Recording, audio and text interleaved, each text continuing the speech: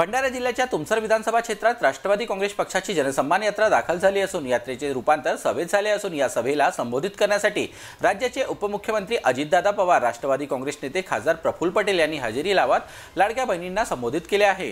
तर यावेळी अजितदादा म्हणाले, लवकरच निवडणुका होणार असून महायुतीची सत्ता येताच आम्ही लाडक्या बहिणींच्या मानधनात वाढ करू, तर लाडक्या भावाला देखील आम्ही मदत करणार आहोत। तर दुसरीकडे शेतकऱ्यांना यापुढे कृषी पंपाचे वीज बिल भरावे लागणार नाही, आम्ही वीज बिल माफ केले आहे असे शेतकऱ्यांना सांगत तुमसर विधानसभा क्षेत्रात पुन्हा राजू कारेमोरे बहुमताने निवडून येतील असा विश्वास अजितदादांनी व्यक्त केला आहे।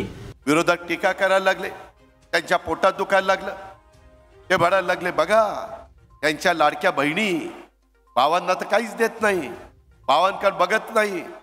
बांधवांनो, तुमच्याकडे पण लक्ष दिलंय, तुम्ही पण लाडके भाऊ आहात।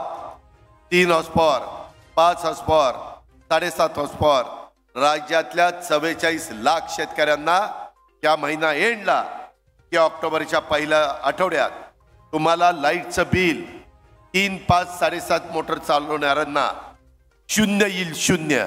त्याच्यात असेल की लाईट बिल 0, मागचं देणं द्यायचं नाही, पुढचं लाईट बिल भरायचं नाही।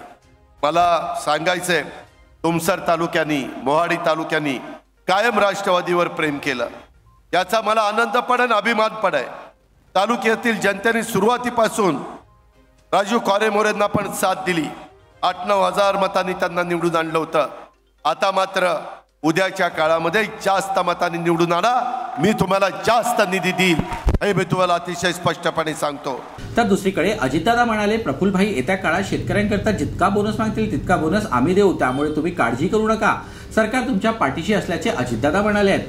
आज मी या सभेच्या निमित्तानं माझ्या धान उत्पादक तमाम शेतकऱ्यांना सांगतो की प्रफुल्लभाईंनी आणि आमच्या सहकाऱ्यांनी आम्हाला सांगावं की आता आपल्याला धानाला इतका बोनस द्यायचा आहे, आम्ही तो बोनस त्या ठिकाणी तुम्हाला देणार, तुमच्या नुकसान करणार नाही। तर या जनसंवाद यात्रेला संबोधित करताना खासदार प्रफुल्ल पटेल यांनी गोंदिया भंडारा जिल्ह्याचा विकास करायचा असेल तर मीच करू शकतो, त्यामुळे तुम्ही आमच्या पाठीशी राहा असे आवाहन खासदार पटेल यांनी लाडक्या बहिणींना आणि भावाला केले आहे। यावेळी पटेलांनी विरोधकांचा चांगला समाचार घेतला। दादा आज आले आहेत आपल्या भंडारा जिल्ह्यामध्ये, तुमसरच्या या आपल्या परिसरामध्ये, मोहाडीच्या परिसरामध्ये मी त्यांच्या मनपूर्वक स्वागत करतो आणि जाता जाताना एवढा सांगेल की येणाऱ्या काळामध्ये राजू भाऊ, आता हे राजू भाऊ ऐक, तुझी इच्छा आहे ना की आपल्या या तुमसरच्या मोहाडीच्या परिसरामध्ये एक चांगला मोठा उद्योग आला पाहिजे, ते आपण पूर्ण करून दाखवू। येणाऱ्या काळामध्ये किसी की औकात नहीं है, भंडारा गोंदिया जिले में किसी की भी औकात नहीं है ये जिलों का विकास करना, मूर्ख बनाने के लिए, जात पात की राजनीति करने के लिए सब आपके पास आएंगे। विकास करने के लिए प्रफुल्ल पटेल वहां पर खड़ा रहेगा, ये आप लोगों को भरोसा होना चाहिए। एवढाच बोलतो आणि राजू भाऊला पूर्णपणे आपला आशीर्वाद आपल्याला द्यायचा आहे हे मी तुम्हा सगळ्या लोकांना परत सांगतो। फालतूची गोष्ट ऐकू नका, आएंगे ऐसा करेंगे, क्या करेंगे, बाबा जी का ठेंगा करेंगे, कोई करने वाला नहीं। माझी बहिणा, आता आपल्याला 1,500 रुपये मिळत आहे, इलेक्शन नंतर हक्कानी आपण दादाकडे आणि महायुतीच्या नेत्यांच्याकडे जाऊ, आम्हाला 1,500 नाही, आम्हाला 2,000 द्या, 3,000 द्या हे सांगायला, पण त्याच्यासाठी तुमचा आशीर्वाद लागणार आहे।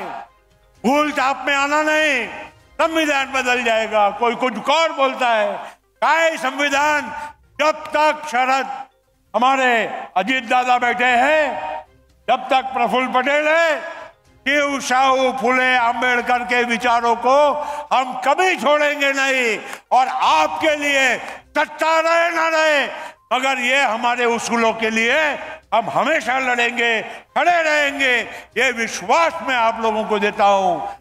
तर यावेळी तुमसर विधानसभा क्षेत्रातील विकासासाठी अजितदादा कुठलाही निधी कमी पडू देणार नसल्याचे आमदार राजू कारेमोरे यांनी मतदारांना हमी देत लाडक्या बहिणींची वय ही 18 वर्ष करण्यात यावी अशी मागणी आमदार राजू कारेमोरे यांनी अजितदादा यांच्याकडे केली आहे। दादा, आमची एक मागणी होती ही लाडकी बहीण योजनेची जी आपला वय मर्यादा आपला 21 आहे, तिला 18 वर्ष करण्यात यावा आणि सरसकट जे इन्कम टॅक्स भरतात त्यांना सोडून विधवा, परित्यक्ता, वृद्धापकाळ, श्रावणबाळ सर्वांना त्याचा लाभ देण्यात यावा.